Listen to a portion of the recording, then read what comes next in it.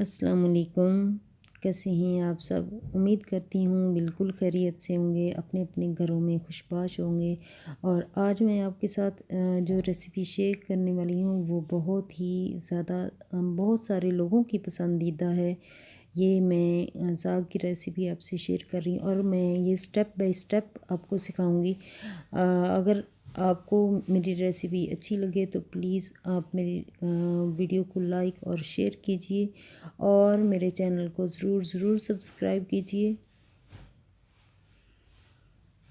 Thank you.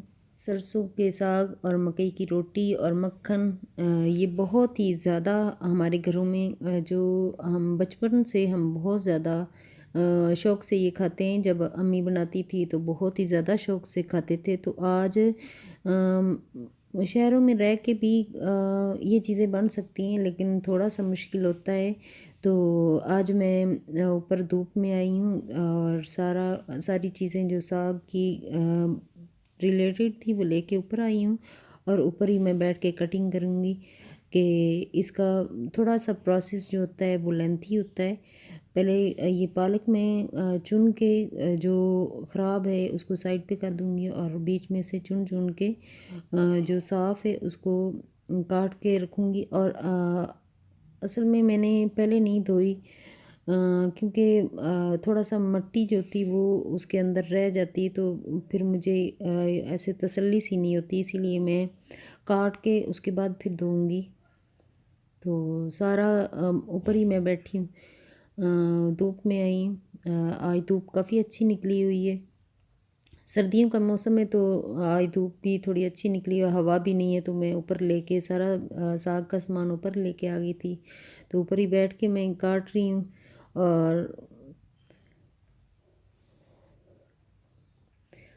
सबसे पहले मैंने पालक को काटा है।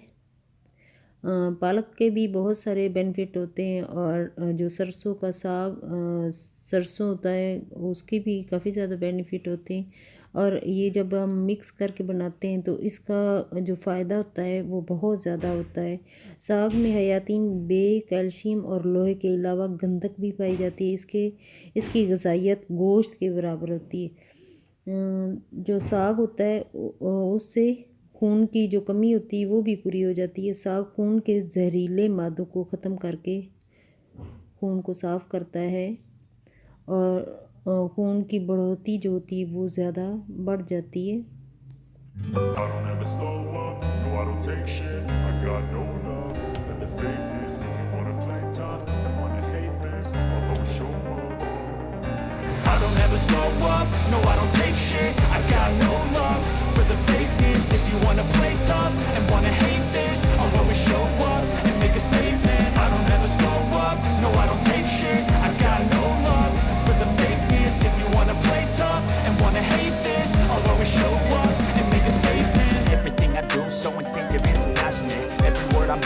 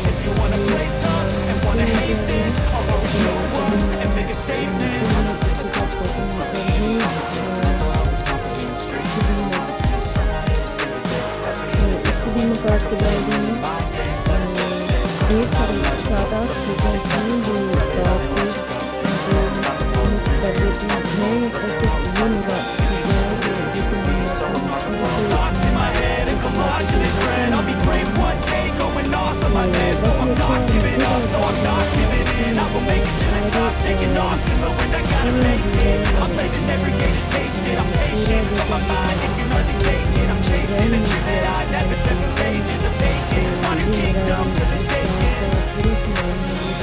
पूरा सामान है वो तैयार हो चुका है। अभी मैं आपको दिखा रही हूँ कैसे पूरा पूरा जो है वो बर्फ कर रही है। अब मैं नीचे आ गई हूँ और अब मैं थोड़ी देर के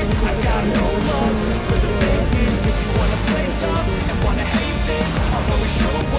मैं बच गई हूँ और अब मैं कुछ खाना चाहती हूँ। एक कढ़ाई में मैं डाल दी मैंने सारा जो थोड़ा सा मैंने पानी डाला है। ये तकरीबन होगा 1 गिलास होगा, क्योंकि जो साग है इसमें भी पानी छोड़ना है।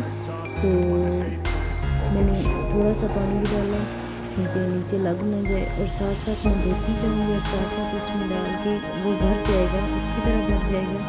लेकिन जब वो 4-5 घंटे पकता रहेगा तो वो थोड़ा सा कम हो जाएगा।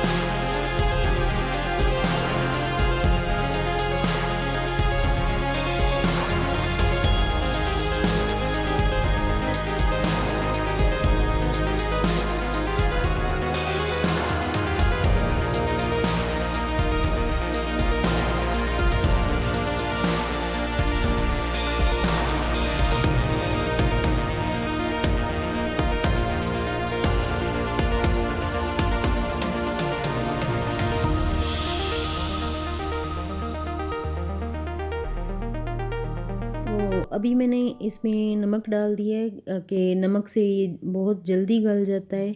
फिर भी इसमें काफ़ी टाइम लग जाता है गलने में। तो ये सारा दिन ही मेरा लग गया था, तकरीबन लग गया। तो असल में मैं कंटेनर वाला भी ला सकती थी, लेकिन उसका ज़ायका मुझे बिल्कुल भी नहीं पसंद है। मुझे जो घर वाला साग होता है बना हुआ वो ज़्यादा अच्छा लगता है। तो इसीलिए मैं ये वाला बनाया। तो उसके बाद मैंने घोटना चाहा तो इसी में मैंने घोट रही थी, मैं इसमें घोट रही थी। तो यूसुफ ने कहा कि इसमें तो ये 2 महीने भी लगी रहोगी तो ये नहीं घुटेगा।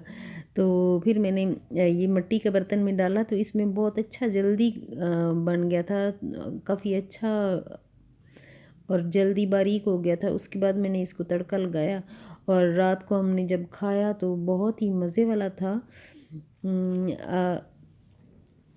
आप भी ट्राई कीजिएगा, ज़रूर ट्राई कीजिएगा, इतना मज़े वाला होता है। अपने घर वालों के लिए थोड़ी सी मेहनत अगर कर भी ली जाए तो अच्छा ही लगता है। असल में अज़ीम कह रहा था मम्मा इस दफ़ा आपने साग नहीं बनाया। तो बहुत ही कम वो फरमाइश करता है, क्योंकि ऐसी चीज़ें उसको पसंद नहीं है, सब्ज़ियाँ पसंद नहीं हैं। तो वो कम ही फरमाइश करता है। तो उसने कहा कि मुझे साग खाना है मम्मा आपके हाथ का। तो फिर मैंने साग बनाया तो वो उसने माशाल्लाह बड़े शौक़ से खाया है।